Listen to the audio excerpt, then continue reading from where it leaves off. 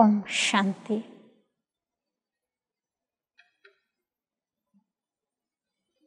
ಜಗತ್ತಿನಲ್ಲಿ ಅನೇಕ ಪ್ರಕಾರದ ಸಂಪತ್ತಿದೆ. ಎಲ್ಲದಕ್ಕಿಂತ ಶ್ರೇಷ್ಠ ಸಂಪತ್ತು ಯಾವುದು ಅನ್ನೋದನ್ನು ಇವತ್ತಿನ ವಿಷಯದಲ್ಲಿ ಕಂಡುಹಿಡಿಯೋಣ. ನಮ್ಮ ಜೀವನದ ಯಾತ್ರೆಯ ಪಥದಲ್ಲಿದ್ದೇವೆ. ಸರ್ವಿಸ್ ಇಂಜಿನಿಯರ್ ಕಾರ್ ಓನರಿಗೆ ಮಕ್ಕಳಿಗೆ ಕೇಳ್ತಾನೆ, ನಾನಂತೂ ಎಲ್ಲ ಚೆಕ್ ಮಾಡಿದೆ, ಏನು ಮಿಸ್ಟೇಕ್ ಇಲ್ಲ ನಮ್ಮ ಮ್ಯಾನುಫ್ಯಾಕ್ಚರಿಂಗ್ ಒಳಗೆ, ಆದರೂ ಇದು ಸತ್ಯ, ವೆನಿಲಾ ತೊಗೊಂಡಾಗ ಯಾಕೆ ಲೇಟ್ ಸ್ಟಾರ್ಟ್ ಆಗ್ತದೆ? ನಾನು ಇನ್ನೆರಡು ದಿನ ನಿಮ್ಮ ಮನೆಗೆ ಊಟಕ್ಕೆ ಬರ್ಬೋದಾ? ಓಕೆ ಬನ್ನಿರಿ ಅಂತಾನೆ. ಬುಕ್ಕು ಪೆನ್ನು ತೊಗೊಂಡು ಬರ್ತಾನೆ. ನೆಕ್ಸ್ಟ್ ಡೇ ಸರ್ವಿಸ್ ಇಂಜಿನಿಯರ್ ಊಟ ಮಾಡ್ತಾನೆ ಇವ್ರ ಜೊತೆಗೆ. ಸೀದಾ ಮತ್ತೆ ಐಸ್ ಕ್ರೀಮ್ ಪಾರ್ಲರಿಗೆ ಹೋಗ್ತಾನೆ. ಚಾಕ್ಲೇಟ್ ಫ್ಲೇವರ್ ತೊಗೊತಾರೆ. ತಕ್ಷಣ ಚಾಕ್ಲೇಟ್ ಫ್ಲೇವರ್ ಐಸ್ ಕ್ರೀಮ್ ಸಿಕ್ತು. ತಕ್ಷಣ ಕಾರ್ ಸ್ಟಾರ್ಟ್ ಮಾಡಿದರು, ಬಂದರು. ಎಲ್ಲ ನೋಟ್ ಡೌನ್ ಮಾಡ್ಕೊಂಡ. ಎಷ್ಟೊತ್ತಿಗೆ ಬಿಟ್ವಿ, ಎಷ್ಟೊತ್ತಿಗೆ ತಲುಪಿದ್ವಿ, ಎಷ್ಟೊತ್ತಿಗೆ ಐಸ್ ಕ್ರೀಮ್ ಸಿಕ್ತು, ಎಷ್ಟೊತ್ತಿಗೆ ಏನಾಯಿತು, ಎಷ್ಟೊತ್ತಿಗೆ ಕೈಯಾಗೆ ಐಸ್ ಕ್ರೀಮ್ ಬಂತು, ಎಲ್ಲ ನೋಟ್ ಡೌನ್ ಮಾಡ್ಕೊಂಡ. ನೆಕ್ಸ್ಟ್ ಡೇ ಮತ್ತೆ ಟೈಮು ನೋಟ್ ಡೌನ್ ಮಾಡ್ಕೊಳಿಕ್ಕೆ ಮತ್ತೆ ಬಂದ. ವೆನಿಲಾ ಐಸ್ ಕ್ರೀಮ್ ತೊಗೊಂಡ್ರು. ಗಾಡಿ ಲೇಟಾಗಿ ಸ್ಟಾರ್ಟ್ ಆಗತ್ತಲ್ಲ, ಲೇಟ್ ಆಗಿಬಿಡ್ತು. ಸ್ಟಾರ್ಟಿಂಗ್ ಪ್ರಾಬ್ಲಮ್ ಆಯಿತು, ಸ್ಟಾರ್ಟ್ ಆಗೋಲ್ತು. ಅವಾಗ ಎಲ್ಲ ಪ್ಯಾರಾಮೀಟರ್ಸ್ ಬರ್ಕೊಂಡ. ತಕ್ಷಣ ಸರ್ವಿಸ್ ಇಂಜಿನಿಯರಿಗೆ ಗೊತ್ತಾಗ್ಬಿಡ್ತು ಏನು ಪ್ರಾಬ್ಲಮ್ ಅಂತ ಕೇಳಿದ್ರು. ಆವಾಗ ಸರ್ವಿಸ್ ಇಂಜಿನಿಯರ್ ಎಕ್ಸ್ಪ್ಲೇನ್ ಮಾಡ್ತಾನೆ, ಯಾಕೆ ಎಲ್ಲ ಸಿಸ್ಟಮ್ಸ್ ಕರೆಕ್ಟ್ ಇದ್ದರೂ ಕಾರ್ ಯಾಕೆ ಲೇಟ್ ಸ್ಟಾರ್ಟ್ ಆಗ್ತಿದೆ? ವೆನಿಲಾ ತೊಗೊಂಡಾಗ್ಲೇ ಅದು ಒಂದು ದೊಡ್ಡ ಐಸ್ ಕ್ರೀಮ್ ಪಾರ್ಲರ್. ಆ ದೊಡ್ಡ ಐಸ್ ಕ್ರೀಮ್ ಪಾರ್ಲರ್ನಲ್ಲಿ ವೆರೈಟಿ ಫ್ಲೇವರ್ಸ್ ಇಟ್ಟಿದ್ರು. ಚಾಕ್ಲೇಟ್ ಫ್ಲೇವರ್ ಕೇಳಿದಾಗ ಅಲ್ಲೇ ಕೌಂಟ್ರ್ ಹತ್ರನೇ ಐಸ್ ಕ್ರೀಮ್ ಇರ್ತಿತ್ತು. ಪಟ್ ಅಂತ ತೊಗೊಂಡು ತಿಂದು ಬಂದುಬಿಡ್ತಿದ್ರು. ವೆನಿಲಾ ಫ್ಲೇವರ್ ಕೇಳಿದಾಗ ದೊಡ್ಡ ಐಸ್ ಕ್ರೀಮ್ ಪಾರ್ಲರ್ ಒಳಗೆ ಹೋಗಿ ಎಲ್ಲಿಂದನೋ ವೆನಿಲಾ ಫ್ಲೇವರ್ ತರಬೇಕಿತ್ತು. ಆ ವೇಟರ್ ಅಲ್ಲಿ ಹೋಗಿ ಅದನ್ನು ಪ್ಯಾಕ್ ಮಾಡಿ ತಂದು ಕೊಡೋಷ್ಟೊತ್ತಿಗೆ ಲೇಟ್ ಆಗಿಬಿಡ್ತಿತ್ತು. ಯಾವಾಗ ಲೇಟ್ ಆಗಿತ್ತು ಆಗ ಇವ್ರ ಗಾಡಿ ಸ್ಟಾರ್ಟ್ ಆಗ್ತಿರ್ಲಿಲ್ಲ. ಚಳಿಯ ದಿನಗಳಿತ್ತು. ಚಾಕ್ಲೇಟ್ ಫ್ಲೇವರ್ ಇತ್ತಲ್ಲ, ತಕ್ಷಣ ಸಿಕ್ತಿತ್ತು, ತಕ್ಷಣ ಸ್ಟಾರ್ಟ್ ಆಗಿತ್ತು. ಭಾಳಷ್ಟು ಚಳಿ ಇರುವ ಕಾರಣ, ಬಹಳ ಸಮಯ ಹಿಡಿತಿದ್ದ ಕಾರಣ ವೆನಿಲಾ ತರಲಿಕ್ಕೆ ಗಾಡಿ ವೇಪರ್ ಲಾಕ್ ಆಗಿಬಿಡ್ತಿತ್ತು. ತಕ್ಷಣ ಇಡೀ ಕಂಪನಿಯವರು ಆ ಮ್ಯಾನುಫ್ಯಾಕ್ಚರಿಂಗ್ ಮಿಸ್ಟೇಕನ್ನು ಟೆಕ್ನಾಲಜಿಕಲಿ ಏನೇನು ಪ್ರಾಬ್ಲಮ್ ಇತ್ತೋ ಟೆಕ್ನಿಕಲಿ ಅದನ್ನು ಸರಿ ಮಾಡಿಬಿಟ್ರು. ಹಾಗಾದರೆ ಅವ್ರದ್ದು ಕಾರ್ ಸಕ್ಸಸ್ಫುಲ್ಲಾಗಿ ರನ್ ಆಗಕ್ಕೆ ಶುರು ಆಯಿತು ಎಲ್ಲ ಕಡೆ ಮಾರ್ಕೆಟಿಂಗ್ನಲ್ಲಿ. ಏನು ಕಾರಣ? ಒಂದು ಸರಿ ಮಾಡಿಕೊಂಡ್ರು ಸಮಯ, ಟೈಮ್ ಡೈಮೆನ್ಷನ್. ನಮ್ಮ ಜೀವನದಲ್ಲೂ ಎಲ್ಲದಕ್ಕಿಂತ ದೊಡ್ಡ ಸಂಪತ್ತು ಸಮಯದ ಸಂಪತ್ತು. ಹಣನೂ ಸಂಪತ್ತೇ, ವಜ್ರ ಸಂಪತ್ತು, ವಿದ್ಯಾ ಸಂಪತ್ತು, ಎಲ್ಲದಕ್ಕಿಂತ ಇಂಪಾರ್ಟೆಂಟ್ ಸಮಯ ಸಂಪತ್ತು. ಸಮಯ ಸಂಪತ್ತು ಅಂದರೆ ಸಮಯ ಸದುಪಯೋಗಗೊಳಿಸಿಕೊಳ್ಳಬೇಕು. ಸಮಯ ಸಂಪತ್ತನ್ನು ಹಾಳು ಮಾಡಬಾರ್ದು. ಅಷ್ಟೇ ಅಲ್ಲ, ಯಾವ ಸಮಯದಲ್ಲಿ ಏನನ್ನು ಮಾಡಬೇಕೋ ಅದನ್ನೇ ಮಾಡಬೇಕು, ತಕ್ಷಣ ಮಾಡಬೇಕು. ಸಮಯ ಎಷ್ಟು ಇಂಪಾರ್ಟೆಂಟ್ ಸಂಪತ್ತಂದರೆ, ಕೆಲವೊಮ್ಮೆ ಡಿಸಿಷನ್ ತಗೊಳಕ್ಕೆ ನಮ್ಮ ಹತ್ರ ಟೈಮ್ ಇರಲ್ಲ. ಫ್ರ್ಯಾಕ್ಷನ್ ಆಫ್ ಸೆಕೆಂಡ್ನಲ್ಲಿ ನಾವು ಡಿಸಿಷನ್ ತಗೊಂಡ ತಕ್ಷಣ ಇಡೀ ನಮ್ಮ ಲೈಫ್ ಬೆಳಗ್ತದೆ. ಯಾವುದೋ ಒಂದು ಡಿಸಿಷನ್ ತಗೊಳಕ್ಕೆ ನಾಳೆ ಹೇಳ್ತೀನಿ ಅಂದಿದ್ದಕ್ಕೆ ಇಡೀ ಲೈಫೇ ಮುಳುಗ್ತದೆ. ಸಮಯ ಎಷ್ಟು ಇಂಪಾರ್ಟೆಂಟ್. ಯಾವ ಸಮಯದಲ್ಲಿ ಏನು ಮಾಡಬೇಕು ಅದು ಮಾಡೋದು ಸಮಯ ಸಂಪತ್ತನ್ನು ಸಫಲಗೊಳಿಸೋದು. ಸಮಯ ಚೆನ್ನಾಗಿ ಯುಟಿಲೈಸ್ ಮಾಡ್ತಿದ್ದೀನಿ, ವೇಸ್ಟ್ ಮಾಡ್ತಾ ಇಲ್ಲ. ಆದರೆ ಯಾವ ಸಮಯಕ್ಕೆ ಏನು ಮಾಡಬೇಕು ಅದು ಮಾಡಿಲ್ಲ ಅಂದ್ರೂ ಅದು ತಪ್ಪೇ. ಹಾಗೆ ಇಡೀ ಸೃಷ್ಟಿಯೂ ಒಂದು ಸಮಯವಾಗಿದೆ. ಈ ಸೃಷ್ಟಿಯಲ್ಲಿ ಯಾವ ಸಮಯ ನಡೀತಾ ಇದೆ, ಇದು ಒಂದು ನಾವು ನೆನ್ಪಿಟ್ಕೊಂಡ್ರೆ ನಮ್ಮ ಲೈಫ್ ಸಕ್ಸಸ್ಫುಲ್. ನಮ್ಮ ಜೀವನದ ಜರ್ನಿ ತಲುಪ್ತೀವಿ. ಯಾವಾಗಲೂ ಒಂದು ಜರ್ನಿ ಶುರು ಮಾಡಬೇಕಾದ್ರೆ ಒಂದು ಡೆಸ್ಟಿನೇಷನ್ ಇಟ್ಕೊತೀವಿ. ನಾನು ಹಿಮಾಲಯಕ್ಕೆ ಹೋಗಬೇಕು, ನಾನು ಮೌಂಟ್ ಎವರೆಸ್ಟಿಗೆ ಹೋಗಬೇಕು, ಒಂದು ಡೆಸ್ಟಿನೇಷನ್ ಇಟ್ಕೊಂಡಿರ್ತೀವಿ. ಹಂಗೆ ನಮ್ಮೆಲ್ಲರ ಜೀವನದ ಒಂದು ಗುರಿ ಮಾತ್ರ ಈಕ್ವಲ್. ಎಲ್ಲರ ಜೀವನದಲ್ಲೂ ಸೇಮ್ ಒಂದು ಗುರಿ ಇದೆ. ಉಳಿದದ್ದೆಲ್ಲ ಕಾಶಿಗೆ ಹೋಗ್ಬೇಕು, ಅಯೋಧ್ಯಕ್ಕೆ ಹೋಗ್ಬೇಕು, ಇರ್ಬೋದು ಇರದೇ ಇರ್ಬೋದು. ಆದರೆ ಒಂದು ಫೈನಲ್ ಗುರಿ ಸೇಮ್, ಮುಕ್ತಿಧಾಮ ಸೇರಬೇಕು, ಪರಂಧಾಮ ಹೋಗಬೇಕು, ಈಶ್ವರನ ಧಾಮ ಸೇರಬೇಕು, ಸಾತ್ವ ಆಸ್ಮಾನ್. ಅದನ್ನೇ ಹೆವನ್ಲಿ ಅಬೋರ್ಡ್ ಅಂತ ಕರೀತಾರೆ. ಆ ನಿರ್ವಾಣ ಧಾಮಕ್ಕೆ ತಲುಪಬೇಕಾದ್ರೆ ನಾವು ಬಹಳ ಗಮನ ಕೊಡಬೇಕಾಗಿದ್ದು ಸಮಯದ ಮೇಲೆ. ಈ ಸೃಷ್ಟಿಯಲ್ಲಿ ಯಾವ ಸಮಯ ನಡೀತಾ ಇದೆ? ಸೃಷ್ಟಿ ಒಂದು ಕಾಲಚಕ್ರವಾಗಿದೆ. ಎಷ್ಟು ಚೆನ್ನಾಗಿ ಹೆಸರು ಕೊಟ್ಟಾರಂದರೆ, ಸೃಷ್ಟಿಯು ಋತುಚಕ್ರ, ಸೃಷ್ಟಿಯು ಹಣಚಕ್ರ ಅಲ್ಲ, ಕಾಲಚಕ್ರ, ಸಮಯದ ಚಕ್ರ ಇದು. ಸತ್ಯುಗ ಇತ್ತು, ತ್ರೇತಾಯುಗವಾಯಿತು, ದ್ವಾಪರ ಯುಗ ಹೋಯಿತು, ಈಗೆಲ್ಲಿದ್ದೀವಿ? ಎಲ್ಲರಿಗೂ ಗೊತ್ತೀಗಿರೋದು ಕಲಿಯುಗ, ಕಲಹದ ಯುಗ, ಮೋಸದ ಯುಗ, ಮೋಹದ ಯುಗ. ಈ ಕಲಿಯುಗ ಆದ ನಂತರ ವಾಟ್ ನೆಕ್ಸ್ಟ್? ಈ ಪ್ರಶ್ನೆಗೆ ಉತ್ತರ ಏನು? ಕಲಿಯುಗದ ನಂತರ ನೆಕ್ಸ್ಟ್ ಏನು? ಆತ್ಮೀಯರೇ, ನಿಮಗೆ ಗೊತ್ತು, ಸೋಮವಾರ, ಮಂಗಳವಾರ, ಬುಧವಾರ, ಗುರುವಾರ, ಶುಕ್ರವಾರ, ಶನಿವಾರ, ಭಾನುವಾರ ಆದ ಮೇಲೆ ಮತ್ತೇನು? ಮತ್ತೇನಿಲ್ಲ, ಮತ್ತೆ ಸೋಮವಾರ. ಜನವರಿ, ಫೆಬ್ರವರಿ, ಮಾರ್ಚ್, ಏಪ್ರಿಲ್, ನವಂಬರ್ ಆದಮೇಲೆ ಮತ್ತೇನು? ಡಿಸೆಂಬರ್ ಆದಮೇಲೆ ಮತ್ತೆ ಜನವರಿ ಬರಲೇಬೇಕು, ಪುನಃ ರಿಪೀಟ್ ಆಗ್ತದೆ. ಹಾಗೆ ಸತ್ಯುಗ, ತ್ರೇತಯುಗ, ದ್ವಾಪರಯುಗ, ಕಲಿಯುಗ, ನಂತರ ಸತ್ಯುಗ ಬರಲೇಬೇಕು. ಸಂಡೇ ಆದಮೇಲೆ ಮಂಡೇ ಯಾಕೆ ಬರ್ತದೆ ಅಂದರೆ ಅದು ಚಕ್ರ ಬರಲೇಬೇಕು. 12 ಗಂಟೆ ಆದಮೇಲೆ 1 ಗಂಟೆ ಯಾಕೆ? ಅದು ಚಕ್ರ, ಅದು ಕಂಪಲ್ಸರಿ.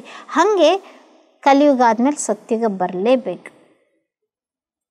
ಇನ್ನೆಲ್ಲ ಯುಗಗಳು, ಸತ್ಯುಗದಿಂದ ತ್ರೇತಾಯುಗ ತಾನೇ ಆಯಿತು, ತ್ರೇತಾದಿಂದ ದ್ವಾಪರ ತಾನೇ ಆಯಿತು. ಎಲ್ಲರೂ ಸೇರಿ ಕಂಪಲ್ಸರಿ ನಮ್ಮೆಲ್ಲರ ಕೊಡುಗೆಯಿಂದ ಕಲಿಯುಗ ಮಾಡೇ ಬಿಟ್ಟೆವು. ಆದರೆ ಕಲಿಯುಗದಿಂದ ಮೇಲೆ ಸತ್ಯುಗಕ್ಕೆ ಬರೋದು ಅಷ್ಟು ಸುಲಭ ಅಲ್ಲ. ನೀರು ಮ್ಯಾಲಿಂದ ಕೆಳಗೆ ಇಳಿಲಿಕ್ಕೆ ಅಲ್ಲಿ ಜೋಗ್ ಫಾಲ್ಸ್ನಲ್ಲಿ ನೀರು ಕೆಳಗೆ ಹರಿತದೆ, ಎಷ್ಟು ಫಸ್ಟ್ ಕ್ಲಾಸ್ ಹರಿತದೆ. ಯಾವ ಮೋಟ್ರ್ ಇಟ್ಟು ನೀರು ಕೆಳಗೆ ಹರಿಸ್ಯಾರೆ? ಕೆಳಗೆ ಹರಿಲಿಕ್ಕೆ ಮೋಟ್ರ್ ಬೇಕಾಗಿಲ್ಲ, ಮ್ಯಾಲೆ ಏರ್ಬೇಕಲ್ಲ, ಅದಕ್ಕೆ ಮೋಟ್ರ್ ಬೇಕು. ಇಲೆಕ್ಟ್ರಿಸಿಟಿ ಪ್ರೊಡ್ಯೂಸ್ ಮಾಡಬೇಕಲ್ಲ, ಅದಕ್ಕೆ ಮಷಿನ್ ಬೇಕು. ಹಾಗೆ ನಾವು ಕೆಳಗೆ ಇಳಿಲಿಕ್ಕೆ ಸತ್ಯದಿಂದ ತ್ರೇತಾ ಕಲಿಯುಗದವರೆಗೂ ಬರೋಕ್ಕೆ ನಮಗೇನು ಯಾರು ಬೇಕಾಗಿಲ್ಲ. ನಾವೇ ನಮ್ಮೆಲ್ಲರ ಸಹಯೋಗದಿಂದ ಮಾಡಿಬಿಟ್ವಿ, ಕೆಟ್ಟ ಗುಣ, ಕೆಟ್ಟ ಸಂಸ್ಕಾರ, ಕೆಟ್ಟ ಚಟಗಳಿಂದ. ಈ ಕಲಿಯುಗದಿಂದ ಸತ್ಯುಗಕ್ಕೆ ಹೋಗ್ಬೇಕಲ್ಲ, ಈ ಕಾಲಚಕ್ರದ ಪರಿವರ್ತನೆ, ಕಾಲಚಕ್ರದ ಬದಲಾವಣೆ ಸೃಷ್ಟಿಕರ್ತನೇ ಮಾಡಬಲ್ಲ. ಕಾಲರ ಕಾಲ ಮಹಾಕಾಲ ಪರಮಾತ್ಮನೇ ಮಾಡಬಲ್ಲ. ಆತ್ಮೀಯರೇ, ಇದು ಒಂದು ನಿಮಗೊಂದು ಸುಂದರವಾದ ಸಂದೇಶ. ಸಮಯಕ್ಕೆ ಮಹತ್ವತೆ ಕೊಡಿ. ಈಗ ಆಲ್ರೆಡಿ ಪರಮಾತ್ಮ ಸತ್ಯುಗವನ್ನು ಸ್ಥಾಪನೆ ಮಾಡಲು ಈ ಕಲಿಯುಗದ ಅಂತ್ಯ, ಸತ್ಯುಗದ ಆದಿಯಾದ ಈ ಸಮಯದಲ್ಲಿ ಪುರುಷೋತ್ತಮ ಕಲ್ಯಾಣಕಾರಿ ಸಂಗಮಯುಗದಲ್ಲಿ ಪರಮಾತ್ಮ ಅವತರಣೆ ಮಾಡಿ ಮೆಡಿಟೇಷನ್ ಕಲಿತು ನಮ್ಮನ್ನೆಲ್ಲರಿಗೂ ಆ ಮೆಡಿಟೇಷನ್ ಮೂಲಕ ಸತ್ಯುಗಕ್ಕೆ ಕರ್ಕೊಂಡು ಹೋಗಲಿಕ್ಕೆ ರೆಡಿ ಮಾಡ್ತಿದ್ದಾರೆ, ಪ್ರಿಪೇರ್ ಮಾಡ್ತಿದ್ದಾರೆ. ಎಲ್ಲ ಸಹಜ ರಾಜಯೋಗಿಗಳು, ಮೆಡಿಟೇಷನ್ ಪ್ರಾಕ್ಟೀಸ್ ಮಾಡೋ ಬ್ರಹ್ಮ ಕುಮಾರ್ ಕುಮಾರಿಯರು ನಾವೆಲ್ಲ ರೆಡಿ ಆಗ್ತಾ ಇದ್ದೀವಿ ಸತ್ಯುಗಕ್ಕೆ ಹೋಗಲಿಕ್ಕೆ. ನಮಗೊಂದು ಆಸೆ, ನಾವು ಹೆಂಗಿದ್ರು ಹೊರಗೆ ಹೋಗಕ್ಕೆ, ಸತ್ಯುಗಕ್ಕೆ ಹೋಗಕ್ಕೆ ರೆಡಿ ಆಗಾಕತ್ತೀವಿ. ಈಗ ನಮ್ಮ ಡ್ಯೂಟಿ ಏನು? ಈಗ ನಿಮ್ಗೆ ಯಾರೋ ಒಬ್ಬ ಫ್ರೆಂಡ್ ಫೋನ್ ಮಾಡಿ ಕೇಳಾಕತ್ತಾರೆ, ನೋಡಪ್ಪ ನಾನು ನಾಳೆ ಊಟಿಗೆ ಹೊಂಟೀನಿ, ನೀನು ಬರ್ತೀಯ? ಹ್ಞೂ, ನೀವೇನೋ ರೆಡಿ. ನೆಕ್ಸ್ಟ್ ನೀವೇನು ಮಾಡ್ತೀರಿ? ನಿಮ್ಮ ಫ್ರೆಂಡಿಗೆ ಹೇಳ್ತೀರಿ, ನಿಮ್ಮ ರಿಲೇಟಿವ್ಸ್ಗೆ ಹೇಳ್ತೀರಿ, ನಿಮ್ಮ ಪತ್ನಿ ರಿಲೇಟಿವ್ಸ್ಗೆ ಹೇಳ್ತೀರಿ, ಹಿಂಗೆ ಹೊಂಟಿಗೆ ಬರ್ತೀರಾ? ನಾವೆಲ್ಲರೂ ಹೊಂಟ್ರೆ ಸುಮ್ಮನೆ ಒಬ್ಬರೇ ಹೋಗ್ತೀವಾ? We need company. ಒಬ್ಬರೇ ಹೋದ್ರೆ ಅದ್ರಾಗ ಎಂಜಾಯ್ಮೆಂಟ್ ಇಲ್ಲ. ಹಾಗೆ ವಿಚಾರ ಮಾಡಿ, ಈಗ ನಾವು ಸತ್ಯುಗಕ್ಕೆ ಹೋಗಬೇಕಾಗಿದೆ. ನಮಗಷ್ಟೇ ಹೋಗೋದಲ್ಲ, ನಿಮ್ಮನ್ನೆಲ್ಲರನ್ನೂ ಕರ್ಕೊಂಡು ಹೋಗ್ಬೇಕು. ನೀವೆಲ್ಲ ಬರಲಿಕ್ಕೆ ಇಂಟ್ರೆಸ್ಟ್ ಇದೆಯಾ ಸತ್ಯುಗಕ್ಕೆ? ಸತ್ಯುಗ, ಹೆವನ್, ಪ್ಯಾರಡೈಸ್ ಅಂಥ ಜಗತ್ತಿಗೆ ಹೋಗಬೇಕಾದ್ರೆ ಈಗ ನಾವು ಪ್ರಿಪೇರ್ ಆಗಬೇಕು. ಸಂಗಮಯುಗ ಇದು ಒಂದೇ ಚಾನ್ಸ್ ನನ್ನನ್ನು ನಾನು ಸ್ವರ್ಗಕ್ಕೆ ಹೋಗಲಿಕ್ಕೆ. ಇದು ಒಂದೇ ಸಮಯದ ಡೈಮೆನ್ಷನ್ ಎಷ್ಟು ಇಂಪಾರ್ಟೆಂಟ್. ಆತ್ಮವನ್ನು ಅರಿವು ಮಾಡಿಕೊಂಡು, ಈ ದೇಹ ನಾನಲ್ಲ, ನಾನು ಶಕ್ತಿಶಾಲಿ ಆತ್ಮ, ನಾನು ಪವಿತ್ರ ಆತ್ಮ, ನಾನು ಸಫಲತಾಪೂರ್ಣ ಆತ್ಮ, ನಾನು ಮಸ್ತಿಷ್ಕದಲ್ಲಿರುವಂಥ ಚೈತನ್ಯ ಜ್ಯೋತಿ. ದೇಹ ಸುಟ್ಟೋದ್ರೂ ನನ್ನ ಆತ್ಮ ಸುಡುವುದಿಲ್ಲ, ನಾನು ಅವಿನಾಶಿ ಶಾಶ್ವತ ಜ್ಯೋತಿ ಅನ್ನೋದನ್ನು ಅರಿವು ಮಾಡ್ಕೋಬೇಕು.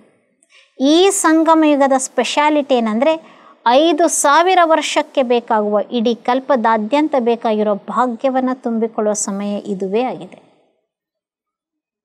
ಈ ಸಮಯದಲ್ಲೇ ನಮ್ಮ ಪ್ರತಿ ಜನ್ಮದ ಭಾಗ್ಯವನ್ನು, ಹೆಲ್ತನ್ನು, ವೆಲ್ತನ್ನು ತುಂಬಿಕೊಳ್ಳುವ ಸಮಯ ಇದುವೇ ಆಗಿದೆ. ಯಾವ ಯುಗದಲ್ಲೂ ನಮ್ಮದು ಪರಮಾತ್ಮನ ಮಿಲನ ಸಾಧ್ಯನೇ ಇಲ್ಲ. ಇದು ಒಂದೇ ಸಮಯದಲ್ಲಿ ಪರಮಾತ್ಮನ ಮಿಲನ ಮಾಡುವ ಸಮಯವಾಗಿದೆ. ಪರಮಾತ್ಮನ ಮಹಾವಾಕ್ಯಗಳನ್ನು ಸಾಕಾರದಲ್ಲಿ ಕುಳಿತು ಕೇಳುವ ಸಮಯ ಈ ಸಂಗಮ ಯುಗವಾಗಿದೆ. ಈಗ ನಡೀತಾ ಇದೆ, ಶುರು ಆಗಿದೆ ಅಲ್ಲ, ಮುಗಿಯಲೂ ಬಂದಿದೆ. ಈ ಒಂದೇ ಸಮಯದಲ್ಲಿ ನನ್ನ ಜನ್ಮಾಂತರದಲ್ಲಿ ಗೊತ್ತಿದ್ದೋ ಗೊತ್ತಿಲ್ಲದೆ ಮಾಡಿರುವ ಪಾಪಗಳನ್ನು ನಾಶ ಮಾಡಿಕೊಳ್ಳುವ ಸಮಯವಾಗಿದೆ.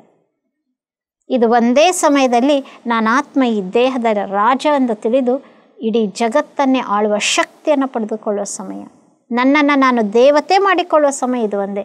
ಇನ್ಯಾವ ಇಡೀ 5000 ವರ್ಷದಲ್ಲಿ ನನ್ನನ್ನು ದೇವತೆ ಮಾಡ್ಕೊಳ್ಳಿಕ್ಕಾಗೋದಿಲ್ಲ. ಎಲ್ಲ ಸಮಯದಲ್ಲಿ ಇಳಿಯುತ್ತಾ ಬಂದೆವು, ಏರುವ ಸಂಗಮದ ಸಮಯ ಇದು ಒಂದೇ. ಈ ಸಂಗಮ ಯುಗದಲ್ಲಿ ಪರಮಧಾಮ ನಿವಾಸಿಯಾದ ಹಿಂದೂ, ಮುಸ್ಲಿಂ, ಕ್ರಿಶ್ಚಿಯನ್, ಸಿಖ್, ಇಸಾಯಿ ಸರ್ವಧರ್ಮದವರಿಗೂ ತಂದೆಯಾದ ಜ್ಯೋತಿ ಸ್ವರೂಪ ಪರಮಾತ್ಮನು ಬ್ರಹ್ಮ ತನುವಿನಲ್ಲಿ ಬಂದು ಈಶ್ವರಿಯ ಮಹಾವಾಕ್ಯ ನುಡಿಸ್ತಾ ಇದ್ದಾರೆ. ಸಮಯದ ಮಹತ್ವತೆಯನ್ನು ತಿಳ್ಕೊಂಡು ಸ್ವಯಂವನ್ನು ಪರಿವರ್ತನೆ ಮಾಡಿಕೊಳ್ಳಿ. ಸಮಯದ ಮಹತ್ವತೆ ತಿಳ್ಕೊಂಡು ಸ್ವಯಂ ಮಹಾನರಾಗಿರಿ. ಯಾವಾಗ ಸಮಯದ ಡೈಮೆನ್ಷನನ್ನು ನಾವು ಸರಿ ಮಾಡ್ಕೊತೀವೋ, ಯಾಕೆಂದರೆ ಸಮಯದ ಸ್ಪೆಷಾಲಿಟಿನೇ ನಿಮ್ಗೆ ಹೇಳಾಯಿತು, ಯಾವಾಗ ಏನು ಮಾಡಬೇಕು ಅದನ್ನೇ ಮಾಡಬೇಕು. ಈ ಸಮಯ ಇರುವುದೇ ತುಂಬಿಕೊಳ್ಳಲು. ಇದು ತುಂಬಿಕೊಳ್ಳುವ ಸಮಯ, ಪರಮಾತ್ಮನಿಂದ ತುಂಬಿಕೊಳ್ಳುವ ಸಮಯ. ತಿಳ್ಕೊರಿ, ನಿಮ್ಮ ಮನೆಗೆ ನೀರು ಬರ್ತದೆ, ಬರುವುದೇ ಒಂದಿನ ಬಿಟ್ಟು ಒಂದಿನ ಬರ್ತದೆ, ದಿನ ಏನು ಬರಲ್ಲ. ಒಂದಿನ ಪ್ರಕಟಣೆ ನ್ಯೂಸ್ ಪೇಪರ್ನಲ್ಲಿ, ಆಕಾಶವಾಣಿಯಲ್ಲಿ, ಎಲ್ಲ ಕಡೆ ಇವತ್ತು ನೀರು ಬರುತ್ತದೆ, ಮತ್ತೆ 7 ದಿನ ನೀರು ಬರುವುದಿಲ್ಲ. ಮನೆಯಾಗ ಎಲ್ಲರೂ ಜಾಗೃತರಾಗ್ಬಿಡ್ತಾರಲ್ಲ, ಇವತ್ತೊಂದೇ ದಿನ ಮತ್ತೆ 7 ದಿನದವರೆಗೂ ಬರಲ್ಲ. ಅಷ್ಟೊತ್ತಿಗೆ ಏನು ಮಾಡ್ತೀವಿ? ದೊಡ್ಡ ಪಾತ್ರೆ, ಸಣ್ಣ ಪಾತ್ರೆ, ಲೋಟ, ಗ್ಲಾಸ್ ಏನೇನೈತೆ ಎಲ್ಲ ತುಂಬ್ಕೊತೀವಿ. 7 ದಿನ ನೀರು ಬರಲ್ಲ. ಮತ್ತೆ 7 ದಿನದ ಮೇಲೆ ನಂತರ ನಂದ್ಮೇಲೆ ಮ್ಯಾಕ್ಸಿಮಮ್ ನೀರು ಬಂದಾಗ ತುಂಬ್ಕೊಂಡ್ಬಿಡ್ತೀವಿ.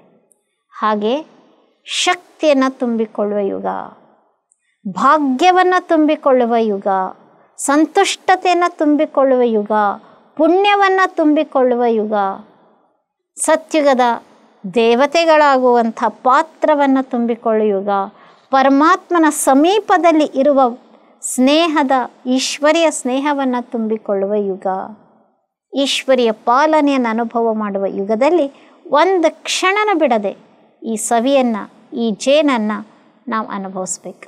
ಇನ್ಯಾವ ಯುಗದಲ್ಲಿ ಭಗವಂತ ಬಾ ಅಂದ್ರೆ ಅವನು ಬರಲ್ಲ.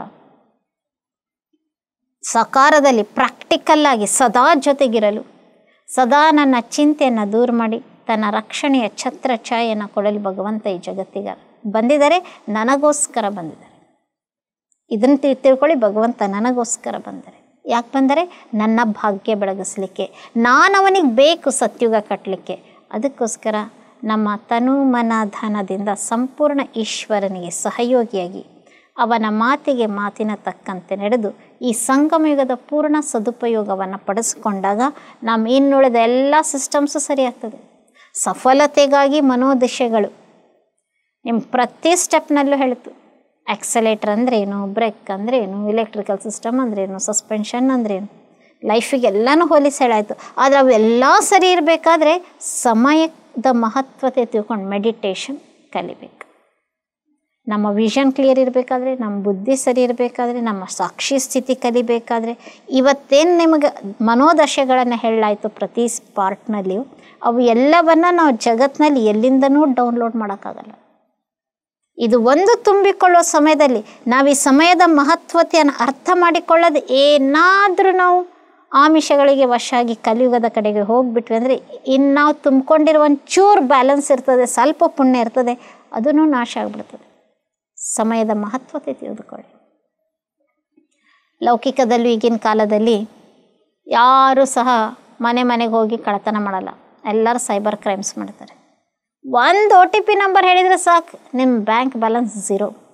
ಹಾಗೆ ಈ ಸಂಗಮಯುಗದ ಸಮಯದಲ್ಲಿ ಸಂಗಮಯುಗದ ಮಹತ್ವತೆ ತಿಳಿಯದೆ ನಾವೇನಾದರೂ ದೇಹಾಭಿಮಾನದಲ್ಲಿ ಬಂದು ಮನುಷ್ಯರ ಸಂಘ ಮಾಡಿದ್ರೆ ಆಯಿತು, ನಮ್ಮದು ಇಡೀ 5000 ವರ್ಷ 0 ಬ್ಯಾಲೆನ್ಸ್. ಫುಲ್ ಮಾಡಿಕೊಳ್ಳುವ ಸಮಯ, ಪಾಪವನ್ನು ನಿಲ್ ಮಾಡುವ ಸಮಯವಿದು. ಇನ್ನೇನು ಸ್ವಲ್ಪ ಸಮಯದಲ್ಲೇ ಜಗತ್ತು ವಿನಾಶ ಆಗಿ ಸತ್ಯುಗ ಬರಲಿದೆ. ಅಂತಹ ಮುಂಬರುವ ಸತ್ಯುಗಕ್ಕೆ ಸರ್ವಶ್ರೇಷ್ಠ ಪಾತ್ರವನ್ನು ಮಾಡಲಿಕ್ಕೆ ತಮಗೆಲ್ಲರಿಗೂ ಈಶ್ವರೀಯ ವಿಶ್ವವಿದ್ಯಾಲಯಕ್ಕೆ ಹಾರ್ದಿಕ ಸ್ವಾಗತ. ಜೀವನ ಯಾತ್ರೆಯ ಪರಂಧಾಮದ ಗುರಿಯನ್ನು ತಲುಪೋಣ. ಓಂ ಶಾಂತಿ.